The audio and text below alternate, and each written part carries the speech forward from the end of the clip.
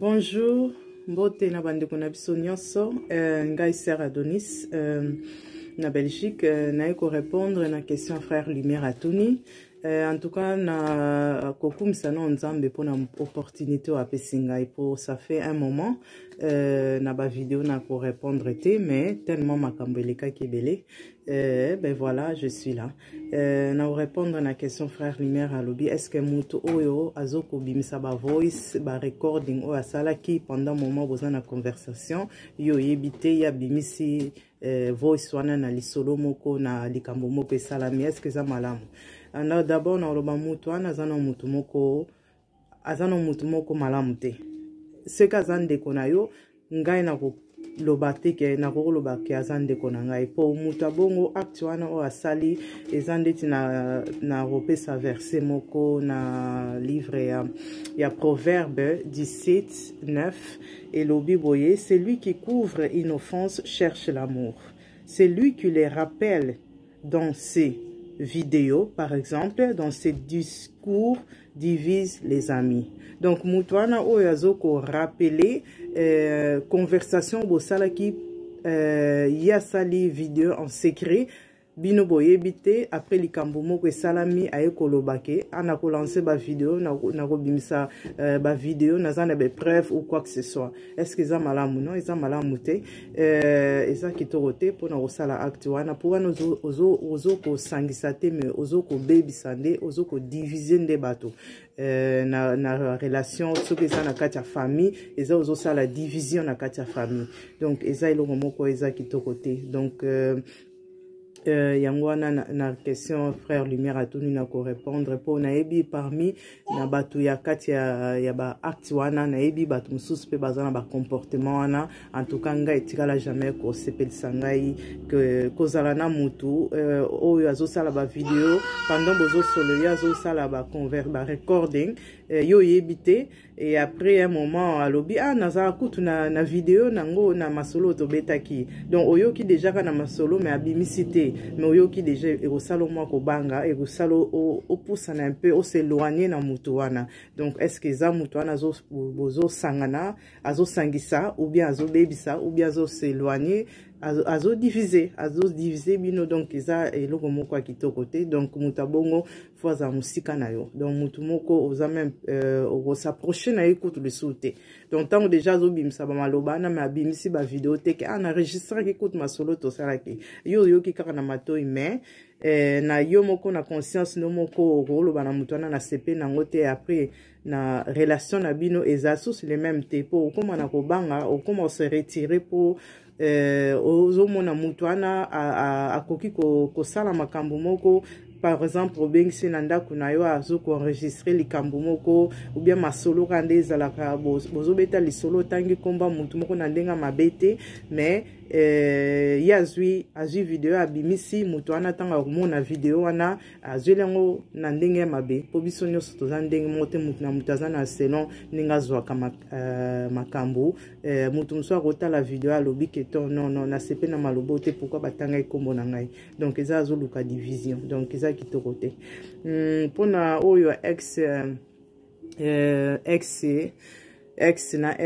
bana na bango bakutani balingani est-ce que bakoki kobalana en tout cas eza question moko un peu difficile na génération oyo tozo vivre non eza c'est pas possible. La génération oyo ya sikoyo po toza sikoya on vit dans le maintenant et la génération oyo eza possible te mais peut-être na tango ya kala et nga oza possible pour na tango ya kala makambo mingi ezali nango kosalama bandeko mingi na kati ya famille bazali kobalana donc makambo ebele ezali kosalama mais na génération oyo ya biso sikoyo eza possible te mwana ngai na uti na relation moko na ekolinga na mbali mususu mwana toboti akerolinga mwana ya ex na ngai non eza possible te eza propre te eza kitoko te ekosangisa ba famille wana pe na ndenge moko kitoko te surtout ceux qui ba séparaki na ndenge moko ya bien te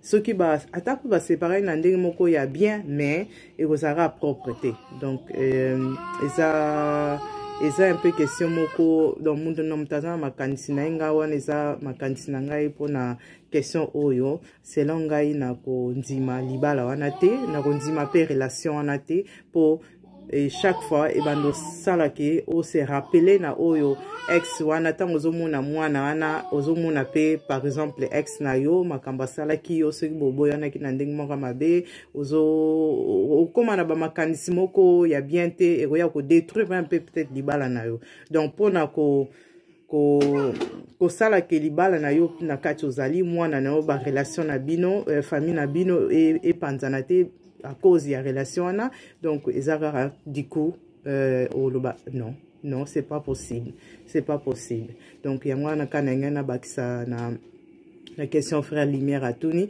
en tout cas eza question mo kitoko bino nyonso bo bozotala bo s'abonner en tout cas eza émission moko kitoko réflexion ezoko reflecter biso na makambo tozo sala na o tozo sala te ezopesa biso ba question moko o tozo sala ba recherche après ba réponse pe au sous musu toyeba kité tozo zwango na kati émission oyo bo s'abonner bo liker ndeka kezala kaka en tout cas na sepeli mingi na question frère lumière à Tuni en tout cas nzamba pambola bino nyonso au revoir. Bonjour mes frères et sœurs, c'est encore moi votre sœur Isabelle. Aujourd'hui il fait beau, hein? Il fait beau. Je préfère faire cette vidéo ici dehors. Ça fait du bien. Respirer un peu de l'air frais. Voilà. Papa Lumière. Makambo susu oyo ezoluka. Eza emnene kwa. Soki ndeko na yo. Mpangi. Mwana mama na yo. Ndeko na yo. Agravaka yo soki bozo solola. Après comme anata moko ke non voilà quoi. Soko sali mwa mbeba nga na kobimisa. Et c'est qui singa papa. Et c'est qui singa eza somo ezalaka. Mais c'est triste, c'est dégueulasse. Oko grave ndeko no sana ngoni. Mutu oyo agravaka ninga na yi. Atande kono te a. Ataka ka camarade na yo. Soki déjà komi na makambo na ko grave ça veut dire ana ba tension mabe. Ana ba tension malamu te. Azande kono yo te. Papa utiliser terme moko est-ce qu'azali pire yo te. Azali épine na yo. Aza pire yo te. Azali épine na yo. Donc azawana façon nyonso yo ko memela ye. Ça veut dire d'une manière ou d'une autre, elle va te piquer. Elle est toujours là attentif. D'une manière ou d'une autre, elle va te piquer. OK? Asa ndeko na yo te. Asa pire yo te. Asa na épine na yo. Si les gens ont na épine moko à côté, faut za la mayele. Te asa ndeko no te. Ndeko oya zelaka muninga akweya. Poya chola asa ndeko te. Oya zo zela yo bokwela likambo. Pour l'action que non ngana za na matière na yo na ko bimisa. Te asa ndeko no te. Aza muninga taza mutakocha pembeni te. Amutakocha musika. Vraiment kocha musika. Parce que trop tard, akolukilo likambo. Parce que ya linga bimisa oya zanango. Suko yozo pesa espace te. Oza toujours bien. Moteke ya ko mal à l'aise. Abando manquer au respect d'une manière ou d'une autre. Abando lukilo moi ba mabemo kaka boye kota. Po ya zo opportunité ya bimisa wana. Mais ezali sage te. Mutabongo azana mayele te. Mutabongo azana ye azana edina ko zala pembeni ya batu. Donc kombo wana ya pangi ça sert à rien ko benga ka batu wana na ba kombo wana. Ozomona. Donc on peut ko utiliser ba mot sans ko yeba signification nango. Pangi ezali ndeko. Pangi ezali mwana mama nanga. Soki mwana mama nanga ngope ekoma kaka mwana mama na mutako grave yo kaka mpangi na mutako grave yo ngale ngwa benga bana portugais pedras de atropeço pedra no sapato do outro, a dor do calo. Bango bakombora bango yangwana. Dubo benga ba bakombo mususu te. Bakombora bango yangwana. Épine bango. Donc voilà. Pour la question mususu papa Lumière, olobeli ba ex. Olobeli ex ya maman ou bien ex ya papa. Ce qui bana na bango bakoki kobalana. Papa Lumière. Nakozala moi court. Bakoki kobalana te. Mwana ya ex akoki kobala mwana na ngai te. Mwana ya ex azali mwana ya ex. Ex eza le passé. Le passé totika yango na le passé toyana on a représenté. Le passé pour toyana on a présent c'est que ezali le passé moko boye. Comment je peux dire? Il y a bien. Pour ce que tu combat ex ça veut dire que simba quitté. Et ça pour papa biso tozali ba bantu. Hein? Malgré toujours vivre en Europe, toujours adopter ba culture mususu, ba comportement mususu, façon de vivre mususu, mais toujours ba bantu. Wana eutikala kabongo. Sikoyo tango tobalanaka, tango bana na biso babalaka, tobalaka babalanaka kaka entre bango te. Famille pe komaka moko. OK? Mwana nanga ya mwasi soki ayela mobali, mwana mobali wana mwana nanga. Mwana nanga ya mobali soki ayena mwasi, mwana wana ya mwasi mwana nanga. Ça veut dire nga nazali 4 fois maman. So ba yeli ngai moko na komi 5 fois maman. Vous comprendre? Sikoyo papa l'être ça la bondeko wana et ça biso to kangana les deux familles déjà. Le photos à la relation kitoko entre les deux familles. Et que ça la bien te.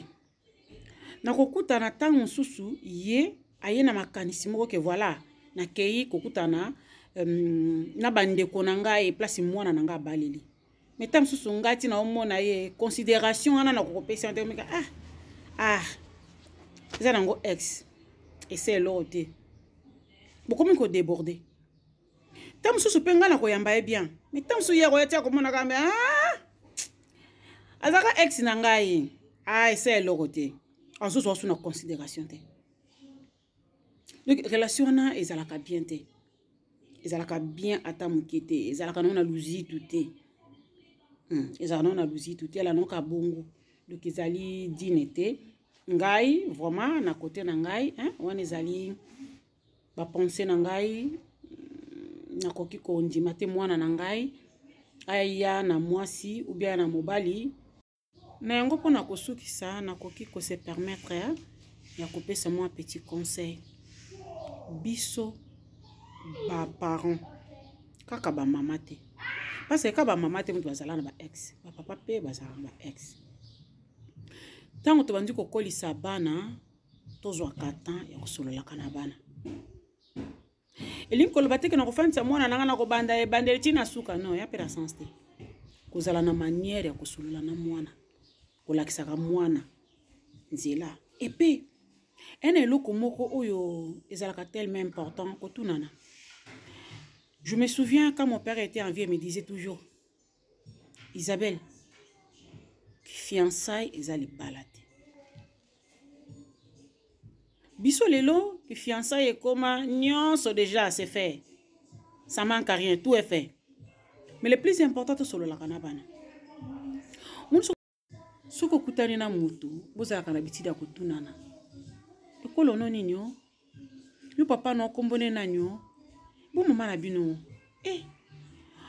Boboto ma combien? Et ça la ka bien. Et ça la ka bien koyeba. Et pe biso to luka kozala ba camarade ya bana na biso. Po bazwa ka conseil ya mabe na libanda te. To luka kozala ka trop dur te. To solo la kana bana. Pour à travers la solo la na mwana, il y a des choses au bango déjà avant. Maman na kutane na mutu mo na camarade na ngamo boy. Camarade yango azaka wapi? Azana age nini? Famille na e banani. Ya kana na ngana mona e. tokutana pe na ngai. On sait jamais. On sait jamais. Et ça la bien. Moni kotalisa mwana moni boye. Likambo eza boye, likambo esala ka bo po mokili yango eza mokie. Moni.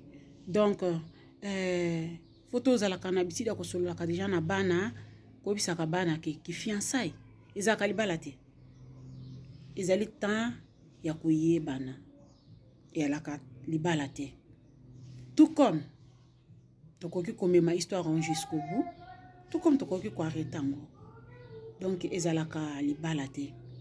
Parce que moi n'a pas koki kotuna, akoki koyela ba nouvelle. Mais ça arrive beaucoup parce que namboka auto ya mingi ba kombo to sala moneti. Ce côté mususu kombo yo yebaki yango te oyo de kwazana ngo lelo. OK? Donc vraiment ko yebisaka déjà bana ke libala pardon qui fait ça eza libala te. Ça peut aussi changer. Voilà. Il y a bien de quoi il y a les sous artistes, stylistes, modélistes, créateurs. Yeah. Moye kolipe molakisi. Yeah. Moi na o azali mo salpe mo lobela ya wenzangu. Yeah. Limi kambo. Merci. On bon dit à todos. Mokolo malamu na biso banso. Merci na abonné na biso, vous s'abonner, on va s'abonner, vous s'abonner et bilé.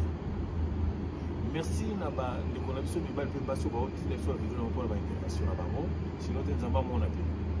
Ndenge to loba kaka lokola mu mesano musalo eza ngaite. Musalo eza biso nyosho. Conseil na yo. Bokoma, bochata na commentaire. Bokomata mo game bokoma na commentaire, bocha yango.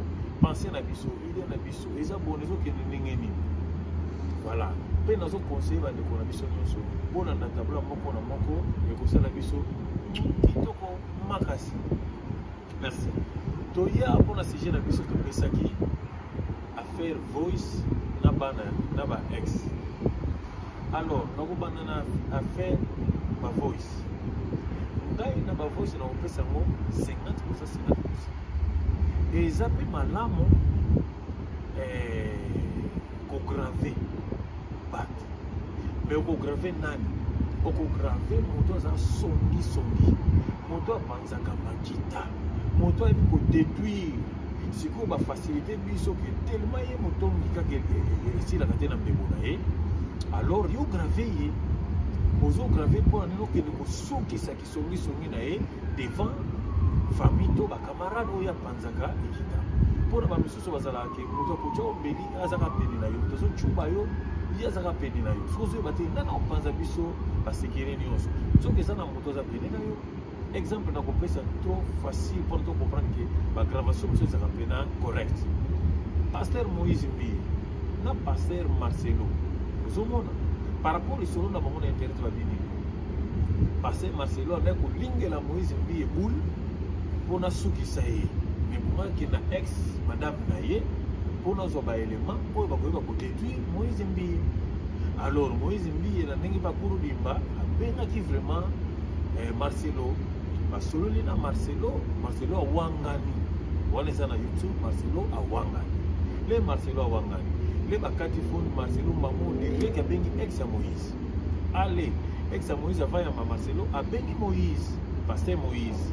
Alobine ke kata mbangu kutu pasteur Marcelo déjà azali na zobenga. Alobine ni graveye. Allez. Ex ya pasteur Moïse a bandi ko graver voice ya Marcelo. Comme Marcelo makamba wangana pa Moïse Mbi ba benga ko mibali na mibali. Bakangi yesi ko na voice wa abengela ki ex ya Moïse ya kala. Voilà. Sozo kona ki sa licence pour graver pesa à bien. Mais ba gravation de toujours ba kisa mo pe mabe. Na muto zo benga pire to famille. Bozo za normal mais ya graver la kayo déjà. Alingene la kopona luka ba defense no kuka mutu wana seka alinga yote banda na ibandi aza moninga mabe banda na ibandi yango moni alandela ka vino pona détruire yango ndeko na ngai eza facile bobo za ka rapita ko benga mutu na ngapiri mo fami ata okota mene tata moko mamo akoza pe fitina un jour tu peux aller sur pendant comprendre que le domaine est mabe l'esprit mabe baza tina mabota na biso bobota ba tata moko maman moko me système a diabolo alingi o matate fo kita ezala comme ba cousin comme ba cousine comme ba voisin comme ba camarade alors moto asala ka ba acte wana pona détruire yo ndekonanga kindika ye musika be kosala susula moto wana par rapport ba voice alors soto zongi na oyo tangamike bana ya ba ex ko bakubala nana oloba no pe no eza foge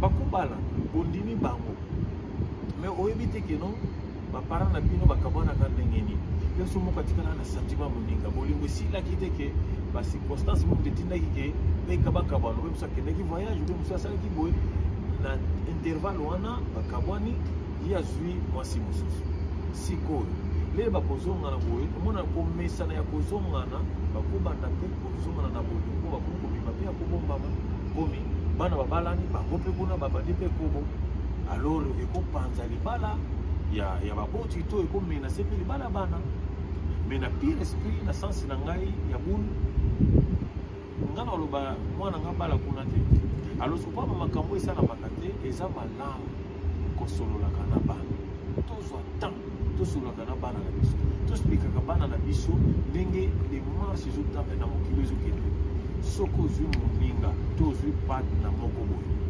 zala na facilité osola na bapara na yo to yo mpe para zala na facilité osola na bana mpona ekóma na ntango moko oyo bapare ebele baignorake mwana aza mobali eza mwasi ekóma na ntango moko akokómaka na ntango fo abanda kolinga alors soso oremarkeke mwana na akomi deja kolinga lere wana banda kokende na ye molokolo na bakonse mpe kotalisa ye ke bambebani na kokutana nango mpe moto nyonso oyo akutana nango aza na facilité abetela yo mpona soki azobetela yo bosolo soki mpo osula nde malamu okoyeba kopesa mwana conseil alors mbeba wana moye arrive na famille na bino eza te na mokuse ngai mwana na ngai na kopermettre te balingana na mwana ex na nga mpona badega oyo ezala te merci wana eza parti ya conseil na nga sino te topesi bino merci bokontinue kotina bavideo na bino bokontinue kotia bacommentaire bokoencourage biso ebele mpona mosala oyo eza ya biso moko te